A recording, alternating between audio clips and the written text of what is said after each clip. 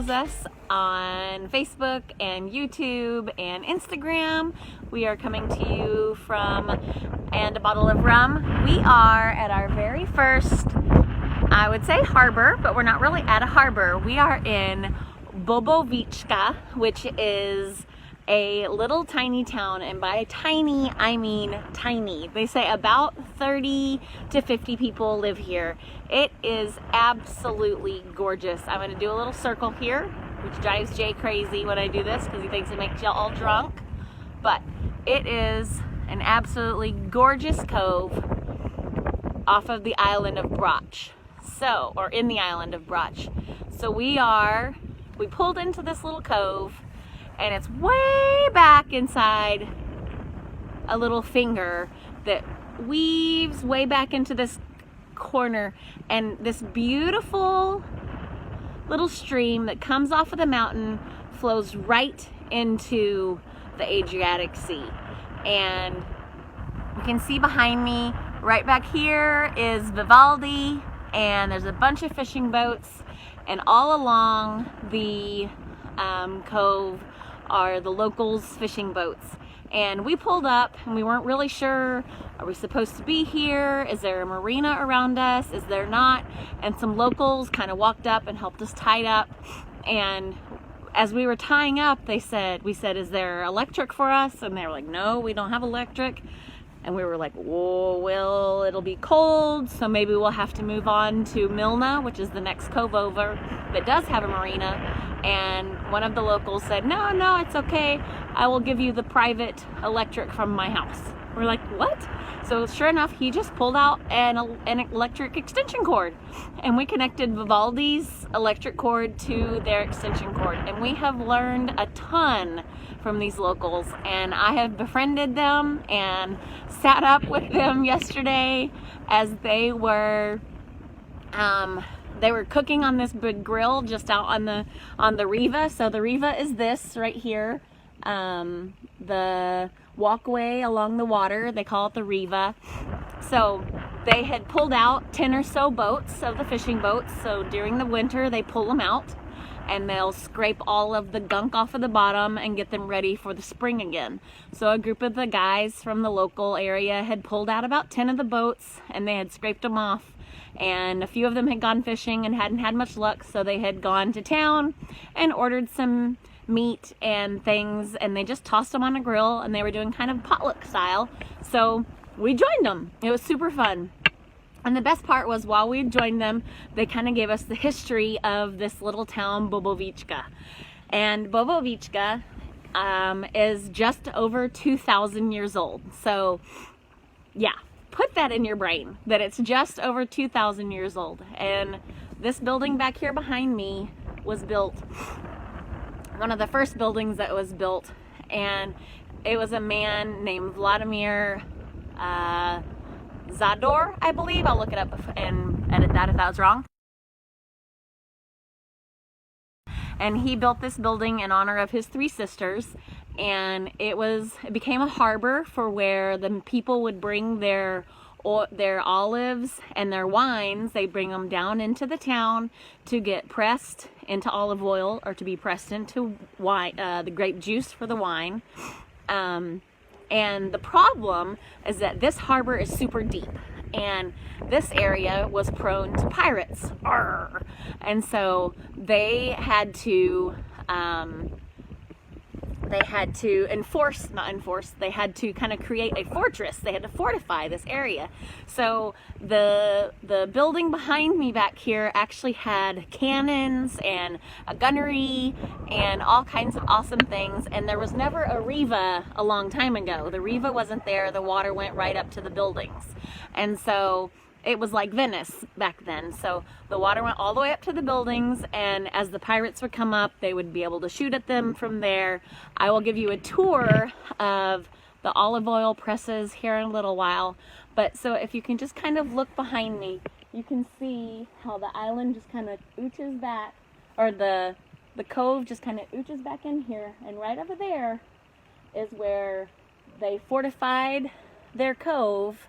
And if pirates would come in, they could keep their cove safe, and they could protect their olives and their grapes and things like that. Now also, some of the galleon boats were so large that they have mooring holes, I guess. They're not mooring balls, they're mooring holes from one side of the bay to the other, which you can't really tell right now how big that is, but that's Vivaldi, and she's 52 feet. And it's at least 3 across. So we're talking 150 feet wide. And they would have had mooring holds across the entire thing to stretch the galleons across to get the oil or to get the olives onto the galleons so they could bring them back out into the Adriatic Sea to ship them out. So this is Bobovišća. It is the most adorable little town I have ever seen in my life. It is the friendliest little town, and we are just connected to some guy's local electric of a place that used to be a disco. I'm standing on the island. Let's see, I'm standing on the beach here, and all of the beaches, it's pretty cute. There'd be some sandy areas, and then they've got these beautiful rocky spots where you would maybe bring your towels or your beach chairs or whatever, and you would enjoy your beachy area. So we're looking forward to spending some time here. We have a northern burra. The burra is what they call the north wind that blows and is really, really cold. It really picked up over the night and through the day, so we're probably going to be, I'm going to say stuck, but I'm okay being stuck here. So we're going to be staying in Bobovišća for a few days, which is good because we have provisions to last us. But we're going to be here in Bobovišća for a few days as we enjoy the locals and enjoy the area. But I will do a little touring around and show you the area, and I just want you to join me as I show you Bobovišća and everything that the island of Brač has to offer. Come along. So here we are. Welcome to Bobovišća. This is the back of the cove. So I am at the very end of the cove of Bobovišća. This is the very back end. Remember I said how there was a stream that came from the top of the mountain and flowed into the Adriatic Sea? It is right behind me. It goes just like this. I'm gonna turn this around and give you a tour of the city. We take Thor into this playground every day. It's chilly today, it's pretty cold. We've got overcast skies. You can see the Croatian flag, and I'm gonna show you everything we talked about when I was giving you the runaround about the city that's just over 2,000 years old. So here we go. Bobovišća is a fishing village that is about 2,000 years old. As you can see, this is the fresh spring that comes from the mountain. This is Vladimir Nazor. I was wrong. He was a writer, and he also built the castle and the towers in honor of his 3 sisters. That is this area here. And you can see the lookout tower up here to the top.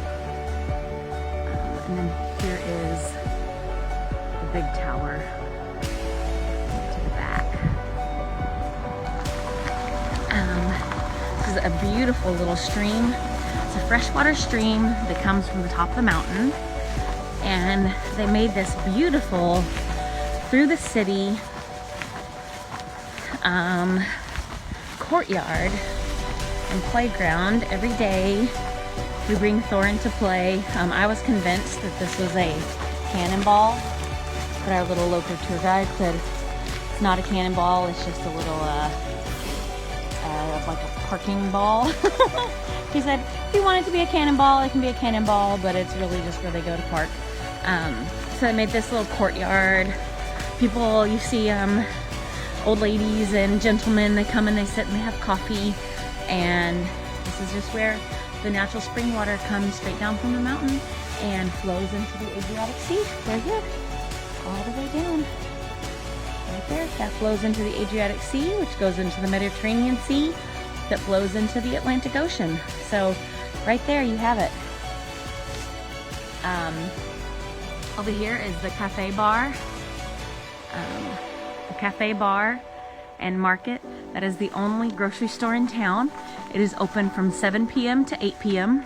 I'm not playing at all. It is literally open for 1 hour a day sometimes. You can call the owner and she will come downstairs and open it for you if you need something. We have yet to call and do that because we haven't really needed anything the past few days. I tried to provision as well as I could, but our local friends that we've made down on the water have said every day, you need us to call, we can call. One of the guys, it's his grandmother who owns the store. This is the Konoba Kojula. They're closed because it's winter and because of Corona. For the small town, it's really because of winter that they're closed. In the larger cities, they're closed because of Corona. But here's the little playground. Thorin loves to slide because he can climb it all by himself and slides down. So here in Croatia, and I'm not sure about everywhere else here in Europe, but for sure in Croatia, the walkway that you see here next to the building, they call this the Riva. And for sure here in this town, in Bobovišća, they didn't have the walkways to start. So it was much like in Venice where the water went all the way up to the buildings. The walkways, the Riva, was added after the fact. You can tell it's a small fishing village because all of these boats are fishing boats. Now you can see this boat right here. He is another liveaboard sailing vessel, and then right there is Vivaldi, our sailing vessel, and just beyond ours is a very large galleon, a wooden large sailing vessel. The owners of that one, they're from Dubrovnik, and they come and they moor it here through the winter because it's a cheap place to moor. But it kind of gives you an idea that the amount of sailboat, the amount of fishing boats you see is really the total amount of people that live in this city, which is about 50 people. So the Riva was added later. This used to be owned by one family, this Vladimir Nazor. And he built it in honor of his sisters. And how it worked was all of these hills and mountainsides were rich in grapevines and olive trees. And that's still true today. This is one of the most rich in olive orchards. I'm not sure if you call it an orchard. Olive orchards in all of Croatia. The olive oil business here in Croatia is booming on the island of Brač. So they would bring their olives down here to Bobovišća because it had this fantastically deep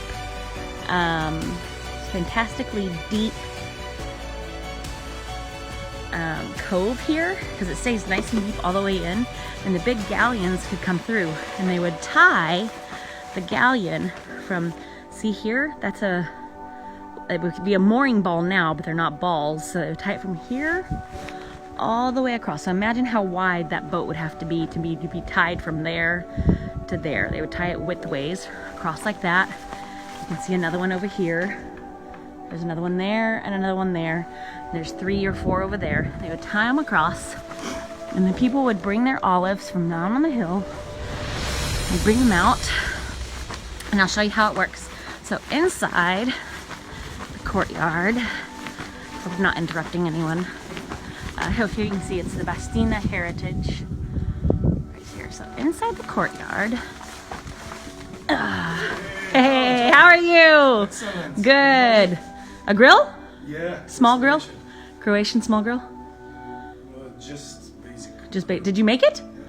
No. Oh, I can see It's really old. It's really old. It looks really old. It's awesome. The restoration. Oh, restoration. Nice.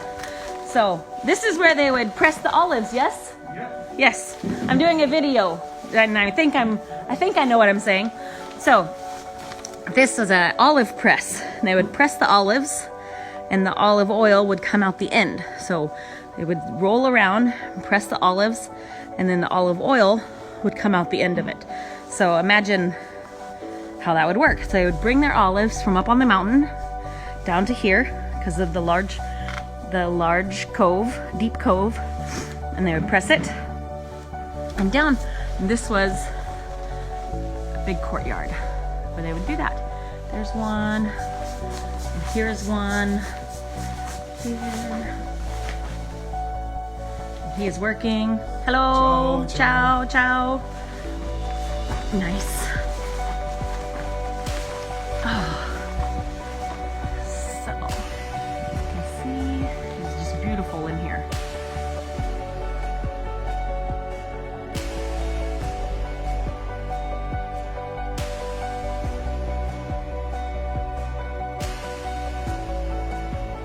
So, here's where they would tie up you could see more of the galleons. And because it was such a good place to bring the goods, the pirates would come. And so here you can see these are gunnery holes. And they would have to have their cannons set up in these spots to protect the bay. And so this was a hold for the goods of Brač, which is pretty amazing. Yeah, so here you have it. And then they added the riva, as you can tell. I think somebody ran over one of the mooring balls. They added the riva later, so now they can have their fishing boats along the area. And then now you can see that's the big galleon. Right there is the Vivaldi. The galleon makes the Vivaldi look little bitty. And then here's all the fishing boats. So yeah. Oh, so yes, it is absolutely beautiful here.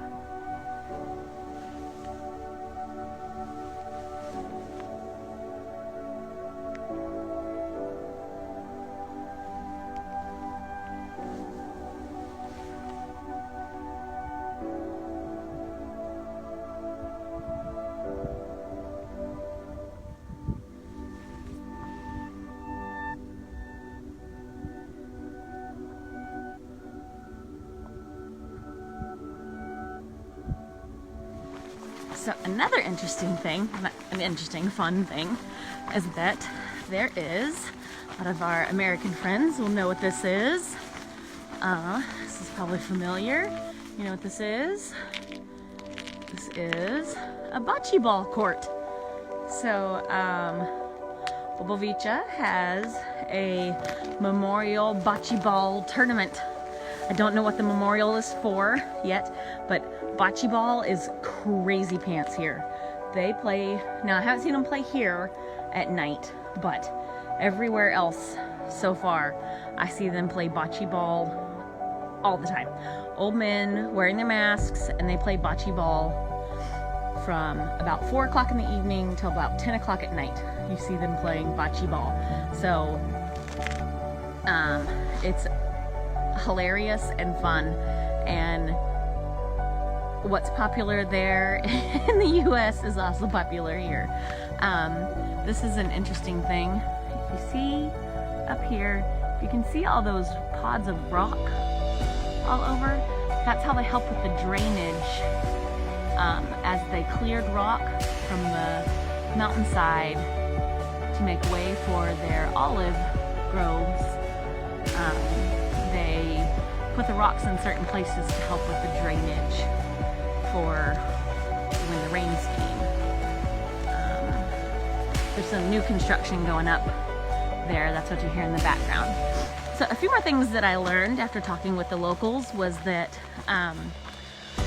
a long time ago, to explain why so many Croatians, there used to be lots of vineyards, wine vineyards here, and to explain how so many Croatians / Slavics ended up in the United States, ended up in Chile and Peru, and kind of all over.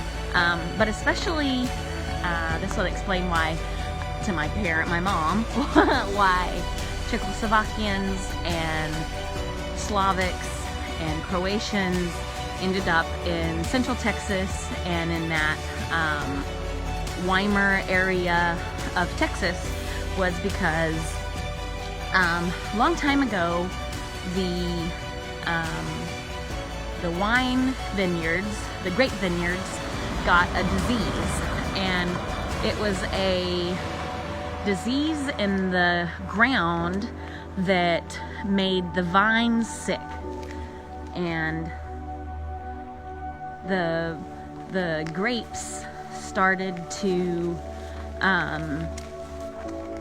die, and the vine started to die, and there was no way to stop it. And once it got in the ground, there was no way to stop it from going to the next spot.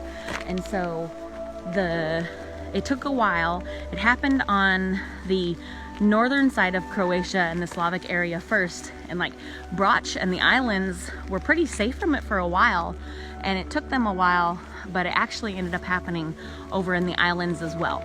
And so even the islands grapes were affected as well. So all of the people who had grape vineyards ended up having to leave their homes because they had no way to make an income. And many of them moved to areas in North America and South America. Some went to Portugal, where there was land that looked like Croatia where they could have vineyards. So when you think of Fredericksburg, Texas, you think of Weimar, you think of areas that look like Central Texas. Well, when you think of areas that look like this,